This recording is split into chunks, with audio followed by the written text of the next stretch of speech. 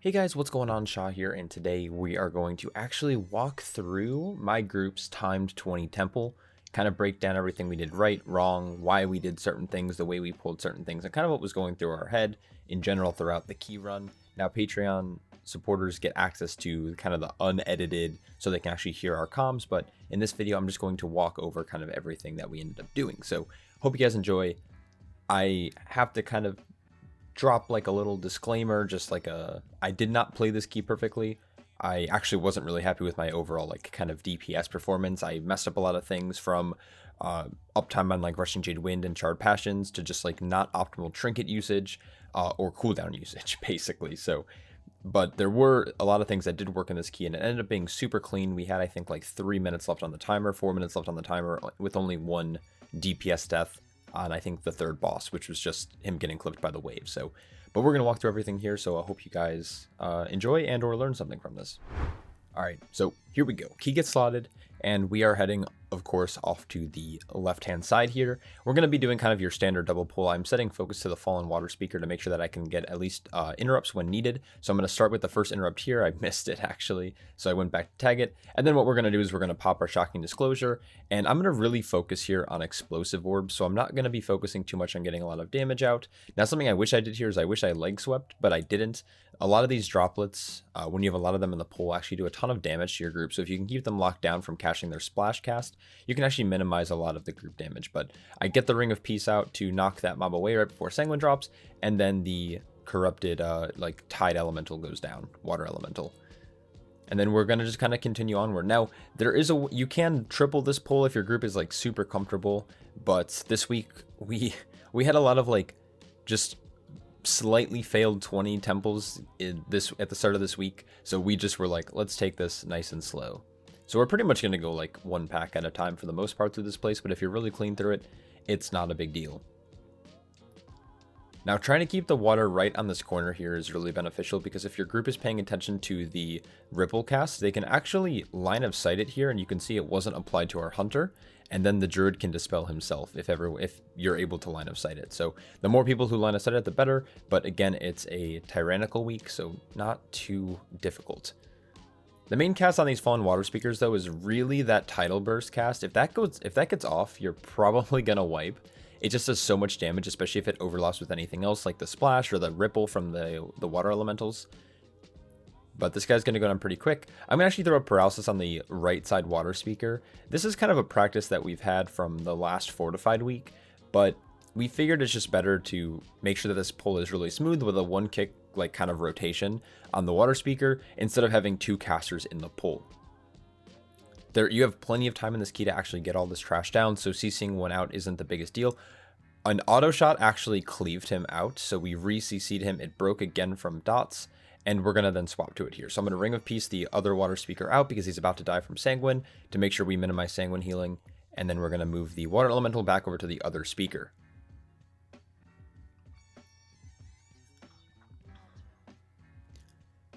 Yeah, so pretty smooth here. For the start of the key, we typically have one death somehow, whether it's someone getting hit by a deluge, someone just bleeding out to ripple, a miss kicked on Hydra Lance. So we were actually really happy with the way that the start of this key went, and we thought it was pretty efficient. So now we're going to try to go right into boss. Healers typically don't need mana as long as you have a decent kick rotation. So we're going to open up with, it was my kick there at the start. And then it's our typical kick order is me and then just our two of our melee. So it's like 3 melee kicks should be enough to suffice. But yeah, like I was saying, this fight is not healer intensive at all. Almost all of the damage is relatively controllable from just like making sure you're getting kicks or not being in the water. And the only thing that really needs to be healed is anyone who gets the corrupted vortex on them, which is typically DPS. So as long as the Resto Druid is going to keep up our, like for example, it's on our warrior here, as long as the warrior is kept healthy, there really shouldn't be much damage going out. We're going to make sure we're trying to help with explosive orbs there and just whittling this boss down slowly but surely. Now, I think this is an example where I let my Brewmaster's Rhythm fall off. That's the 2-set bonus for Brewmaster. So unfortunately, that's kind of what I was talking about, is like, I made a lot of mistakes where I let my Brewmaster's Rhythm fall, and that's a 4% damage loss, as well as a 4% DR loss. Wash Away comes out. Now, there is a weak aura that tracks it. I don't like the weak aura. I think it's a good weak aura. It kind of like overstimulates me on this fight, because for me, it's as simple as just like looking at the water, and that's much easier for me to do than like looking at a weak aura. And I guess maybe with like more practice, my brain would start to register, but there's like tick marks on the weak aura that count down. And when it hits that tick marker, that's when the water actually erupts. And my brain just like wasn't comprehending it. I think I tried it in like 2 keys, and I was just like, I have way better luck at just like looking at the water and counting, right? So like how though it works is it pulses 1, 2, 3 times, and then it erupts right after the 3rd time. So basically after it pulses twice, you don't want to be in the water. You wait for the 3rd pulse, it shoots up, and then you safely cross. You should have enough there should be enough time for you to cross 1 full of these little ring sections that you see me standing on between 3 pulses. So it's pretty easy to just cross over 1 entire one, and then you're safe. And then you cross over 1 whole one again, and then the cache will end. So yeah, this boss goes down really simple. Again, like my single target was pretty low here. I didn't even I didn't use Whetstone. I let Brewmaster's Rhythm fall. I didn't realize that during the key. I was just kind of focused on like making sure I'm staying alive. That when I looked back at like our logs at the end of the key, I was just like, holy shit, I didn't do anything right. All right, so here's an interesting thing. Unfortunately, our monk used his invisibility potion on that last boss when he wasn't supposed to. So we would normally potion this pull and we would skip by it. But what we do instead is we end up pulling it, and me and the monk LOS here. And the rest of our group is line of sight around the corner. And what that does is it controls who these debuffs go on. So 1 went on my Windwalker monk, 1 went on me. Now I'm dumb, and I accidentally hit defuse while running into the pull and not after the debuff went out, because I was kind of scared of this Haunting Shaw. But what that does is it allows us to actually defuse the dot back onto the enemy, both Zhang and Zhang, and we get a ton of free damage. But we messed it up, unfortunately. So yeah, if the rest of your group like hangs back at least until the first cast goes off, you're typically good. I'm trying to kite here to make sure no Sanguine Healing gets off. Zhang will sometimes leap at a player who's out in range, and if he leaps into a Sanguine pool, it's just free healing for him. So I'm trying to keep them nice and split.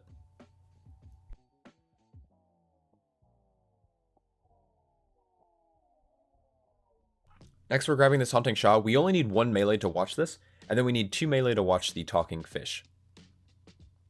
As a tank, I typically watch Fish first, and then I have one of our DPS follow, and then I assign one warrior, like I assigned our warrior to the Haunting Shaw to make sure that we're not getting feared.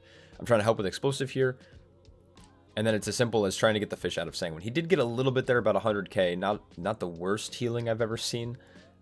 You're going to see some pretty bad healing on the next pull. So same thing, our warrior once again is going to watch the Shaw, and I'm going to just do this double pull here. I did use Shocking Disclosure on the last pull, which will then chain into this pull, because I do have the embellishment that makes my potion effects last for 50% longer, which means that my Shocking Disclosures end up lasting for about 45 seconds instead of 30. So unfortunately, I moved a little late here because the Touch of Death went out from our Windwalker monk, and because it died instantly, I wasn't able to react enough in time, and then Territorial Display went off. So this bird just healed for 1.15 mil. Not great. The Windwalkers this week need to be super careful about touching, especially when there's a mob that's going to can't be ringed, for example, like the Songbird Queen, or has this kind of channeled effect for multiple seconds. You see these mobs present in almost every dungeon. You just need to be very mindful, not just the tank but DPS players as well, that when something is being close to like dead, make sure it's either out of the pack or it's the other mob isn't about to go into kind of a sequence of spells. And now we actually handled this pull really well. The Beetle is the priority here because it can do a ton of group damage and a ton of tank damage. It's mostly on the Golden Barrier cast, so we want to make sure we leg sweep there, which we do.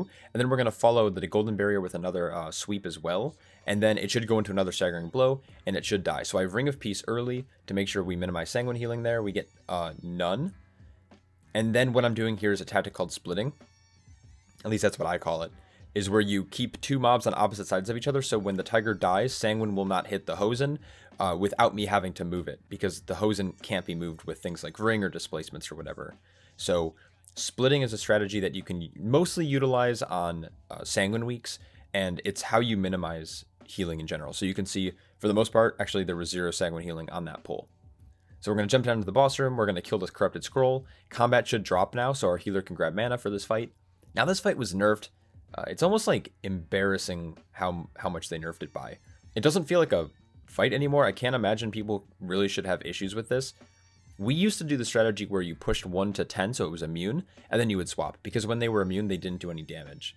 But now, the damage is so low, it was nerfed by like 40%, that you can just kind of push to like 7 or 8 and then swap, and you can have damage going the entire time instead of having these like weird periods where you have to kind of like sit there AFK, or you can still have dot damage checking on the other one. Now their stacks only go up based off of direct damage, so as a monk, I'm trying to be careful where I'm standing, because if I'm standing in between them and I'm like using Spinning Crane Kick or Rushing Jade Wind, it's going to make their stack go up because it's counting as direct damage. So that's why you're seeing me stand pretty far away and not get too much cleave. And I also need to be careful when I go to get an explosive orb, because if I use an ability like Blackout Kick on an explosive orb, it might cleave onto the other mob that we don't want stacks on.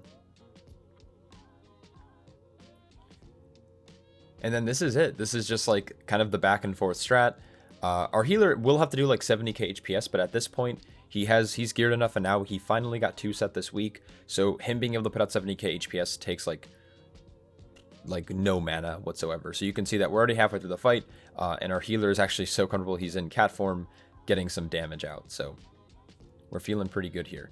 Now we didn't really optimize the buff here. We were kind of giving it to whoever, and then our hunter said he didn't know what the buff was at all. He's like, you guys always talk about a buff, but I have no idea what it is. So we gave it to him to let him have the free damage from the feeling of superiority. And then he just started fucking pumping. And then we want to swap one last time before Strife dies, because we do not want Peril to be at 40% health, because we won't be able to kill in time, and that means we'd have downtime where we have to sit there AFK. So we're going to be a little bit careful. We're going to push this guy a little bit further, I think up to like 8 or 9 stacks, and then we're going to swap just to milk a little more damage off of him. So we get him to 8 there, 9, he ticked 9, and then we're going to stop DPS. He's going to go down. We're not going to touch him for a second until his stacks drop. Then we're going to swap, and I think within a 30% window, we can probably push. So we gave our feeling of superiority back to our warrior, who's playing arms, who has like a bunch of execute damage. And then unfortunately our feral took it from him. I'm actually going to use my whetstone here at the very end along with Fort Brew just to get him in touch range. Just to make sure we finish him. You can see my whetstone's actually still ticking. So it only ticked the boss twice. So it wasn't the most effective use of whetstone, but that's alright. So here someone accidentally pulled the path there. I didn't want to pull it yet, but someone walked just too close for some reason. I don't know why. I get the paralysis on the Mistweaver on the Defiling, which almost killed our Hunter. And then we're just going to keep everything stacked here. This pull isn't too scary as long as you're kicking the Mistweaver. And as long as your like healer is making sure that whenever these little Shaws come out, that they have some type of hots rolling, in this case of the Druid, making sure that they're maybe putting in like just a Convoke. I think Convoke went out there, or like Flourish or something or other, because whenever they die, they do burst. So I get a Ring of Peace there. I don't think any Sanguine Healing went out. If it was less than 70k. Okay, so it just ticked up. It was 81k. The Guardian got 1 tick there when I was trying to kite him around the Sanguine pool. But not bad. You really want to make sure when you have a mob like the Shambling Infestor that you are not killing mobs on top of the Infestor, because it has a lot of sequences when it's summoning the Shaws or when it's doing its frontal. Either of those two instances, it's stuck, it's rooted, the tank can't move them, and they're going to get Sanguine Healing. So you want to make sure you're using things like Ring of Peace or like Typhoon or any kind of knockback.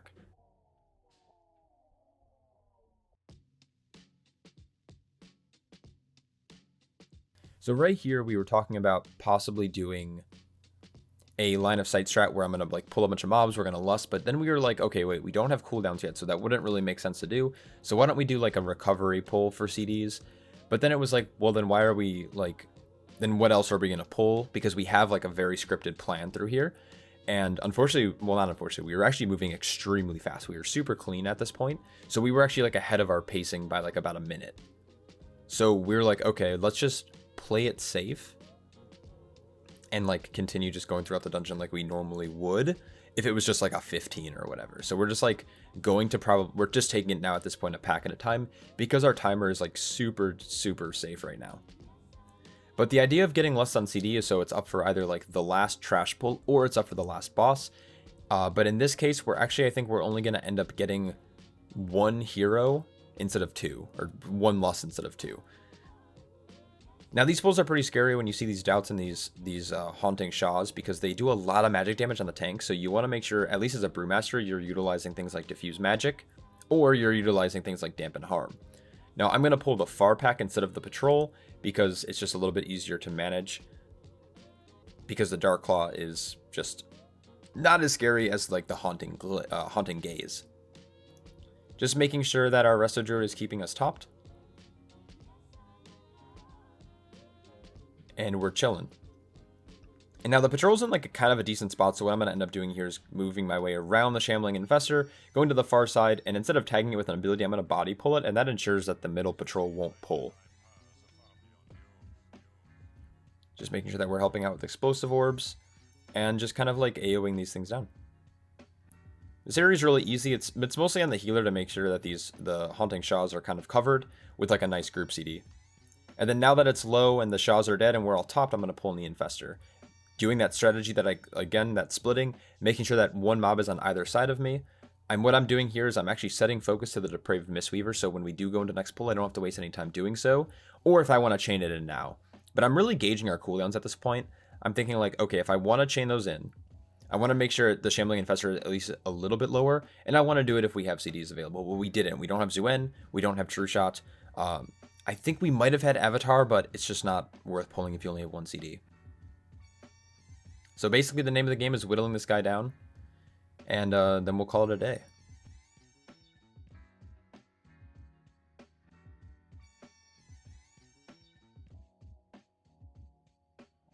Now the one thing that I do find annoying about this mob is that if he starts to cast his Summon Shaw cast right before he's about to die, it still fully goes off. I wish they would fix that. It's just sometimes a little annoying, like if you kill him at like 1% and he just started the cast, it'll still spawn 5 Shaws, then you have to kill them, you still take that burst of damage. It's just like a little like fucking post-death fucking present that you get for your group.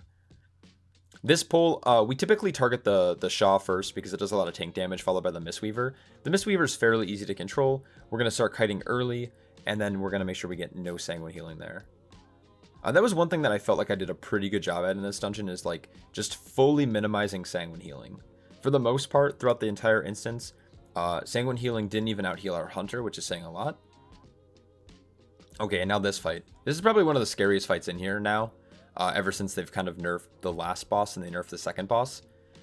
Lu Flameheart does a ton of damage to the tank in both Phase 1 and Phase 2, but Phase 2, if the tank doesn't have a lot of ways to self-sustain or heal itself back up, the Absorption Shield will typically kill the tank.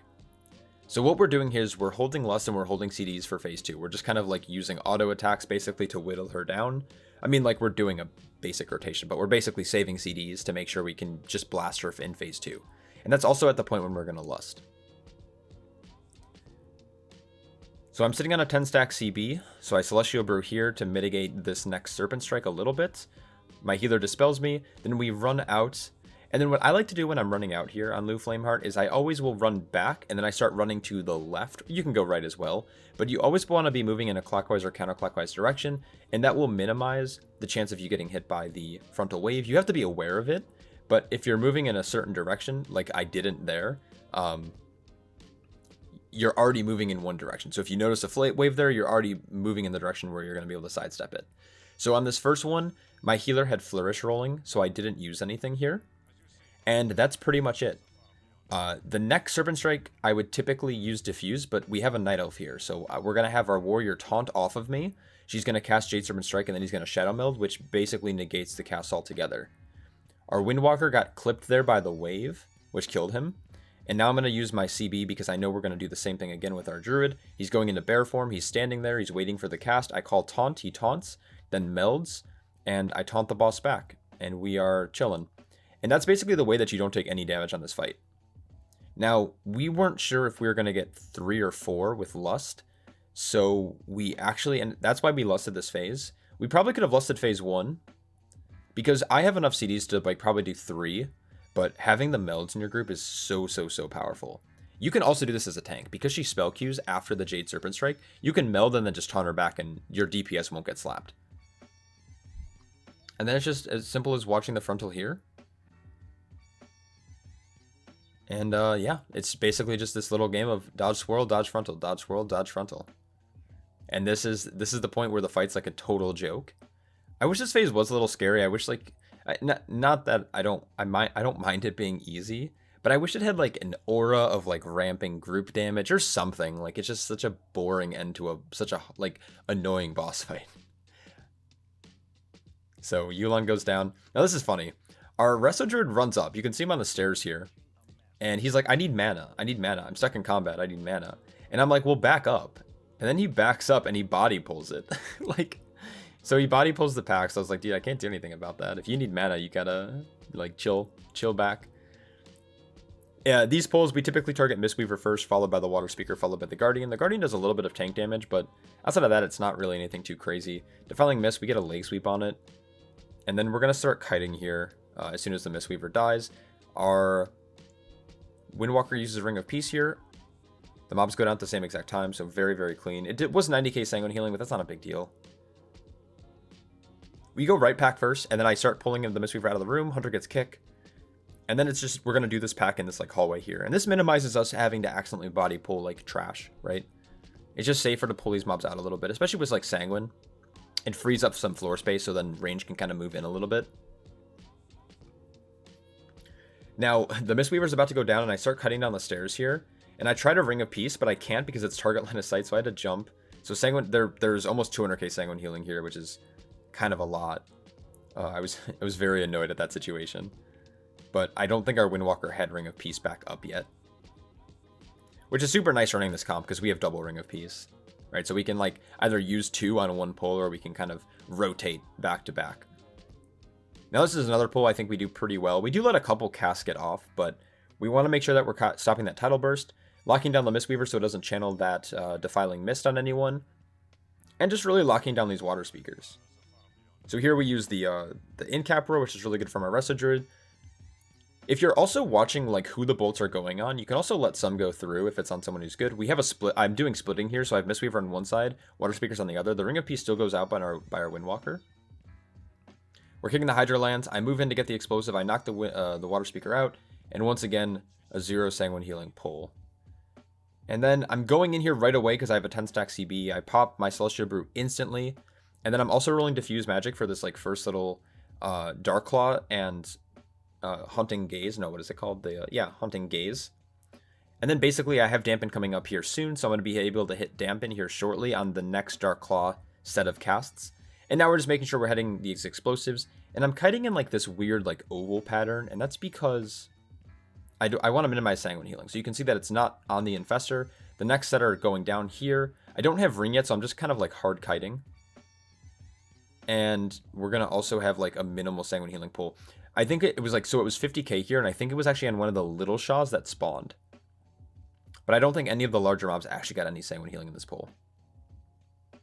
And I still have Nizao, which, by the way, like, I very inefficient at using a lot of my cool. Like, Nizao I didn't use efficiently. I didn't Exploding Keg efficiently in here. I didn't use Whetstone efficiently. It just, like, was, like, such a messy dungeon. This was actually my first time using double on use. Right before this key, I got my Decoration of Flame. So I've been utilizing that, but obviously, as you know, if you have double on use Trinket, you can't use them back to back or together. You have to, like, there's, like, a 20-second or 30-second cooldown between them. So sometimes I forget because it goes on cooldown, so I think it's on cooldown, but it's not. It's on like that, just like the shared cooldown. And then last but not least, we have like 7 minutes left going into this fight on Tyrannical, so very, very just super healthy here. And basically at this point, we're all in Discord, right? But our Resto Druid is just calling out his thought process, like, okay, if it goes on this, I'm going to dispel this person next. I'm going to use this external on this person. I have this cooldown rolling, and all we're doing is listening to his callouts, and then he'll like say like, oh, you know, Zach, you should diffuse, and he'll diffuse off the debuff. Now our strategy for that phase, I'll talk about again once the phase comes around, and then we have kind of like these set positions. So you're going to see a melee DPS to either side of me. Our Resto Druid is going to be planted right behind the boss, and our Hunter is going to be just behind our DPS who is on the left side currently, or on, I guess, the right side of the boss, but I guess I'm in front, so it's turned around, but yeah, you get the point. Now, tanks, for the most part, a good tank should not need healing during this fight. Most tanks are going to be fairly self-sufficient. I'm going to just pop Slow Shiver as it comes up. I'm going to continuously purify whenever I take these swings. But this boss almost does no tank damage. It's mostly a healer and DPS fight. And what I think a lot of people forget is that you should be using your cooldowns on the add phases. You should not be using CDs for this guy because this guy just gets whittled down. The adds will kill your group, though. So Bounds of Reality are about to come out, so I'm going to roll behind the boss here. I think I roll. Maybe I don't. Yeah. And then I'm going to drop Ring of Peace on the marker, and we're all going to put our back into the marker because the mobs jump out directly behind the way that the player is facing. So if you all face the same direction, they're going to all get knocked back directly. And what the Ring of Peace does is because they're getting thrown into the ring, they're then getting kind of bounced forward, and then they're stuck in the air. So they actually like don't melee for a little bit. So typically our strat is Ring of Peace, and then it's leg sweep, and then the mobs are pretty much dead. So we minimize the damage we take in those intermission phases. And then we're also saving CDs, like I have Exploding Keg, I had Whetstone in that last phase. The next time we go into phase, I'll have Decoration of Flame for a little bit of burst damage and Shocking Disclosure. So we just have like a ton of things to use during these phases. And phases are about a minute apart. So if you have 1 minute CDs or 2 minute CDs, you can use them on every ad set or every other ad set. And then with Thundering here, we're just going to try to milk the damage a little bit. There's nothing crazy going on. You can quickly drop as well during the debuffs being out, that Touch of Nothingness. And then we're going to stack back up here for Bounds. Our Resto Druid has it on him. He dispels himself, so now we're safe to kind of move back. And then once again, I'm turning my camera sideways, but I'm not facing sideways. I'm going to drop the Ring of Peace, just being super specific about where it's located. And then we're going to get that Shocking Disclosure into the leg sweep. And these guys are just going to get blown up. Decoration of Flame goes out. Making sure that we're trying to get the Explosive Orb. Someone got it. I didn't, for sure. But this is what I'm talking about. Like, I don't have Rushing Jade Wind up. My Charred Passion just fell off. I just reapplied it. It's not bad. I didn't play this key super clean for damage. I've done Temple where I'm closer to like 50k overall, which I think is like more on par. But yeah, that's pretty much the fight. The fight should go down here before the next ad set. That's kind of our goal here. We have 30 seconds to do 5%. Yeah. So roughly 4 minutes left on the timer. So yeah, not a bad key. Keystone Hero, Temple of the Jade Serpent. Pretty happy with that. We think we could do probably a level or two higher with a little bit better execution, especially from like on my end. Like looking at the log after the key, you can like look at Warcraft logs and you can kind of pick apart who like was performing well and who wasn't. Our DPS overall was like really good. And even for the item level of Resto Druid was really good. It was me who didn't play that well on this key. So next time I go in here, I'll be looking to make some of those changes. More efficient use of Nizao. Better use of course, like Trinkets and like Exploding Keg, making sure I'm keeping it on cooldown. Better uses of Bonedust Brew, but my damage breakdown was just really weird. And what tipped me off was when I was looking at the Maelstrom. So my Windwalker was able to do, I don't know, it was like 12 uses of his Slicing Maelstrom in here, so his Whetstone. But I only used it 9 times. So I used it 25% less times than he did, which is a massive damage loss in itself. But yeah, that's the key. Again, of course, if I missed anything, I'm well aware of a lot of the mistakes I made, but if you saw anything that kind of stood out or you have any cool strats, let me know in the comments below. I'd love to hear and get some feedback, but hope you guys enjoyed this run. Hope you guys learned something, and I'll catch you guys all very soon. Peace.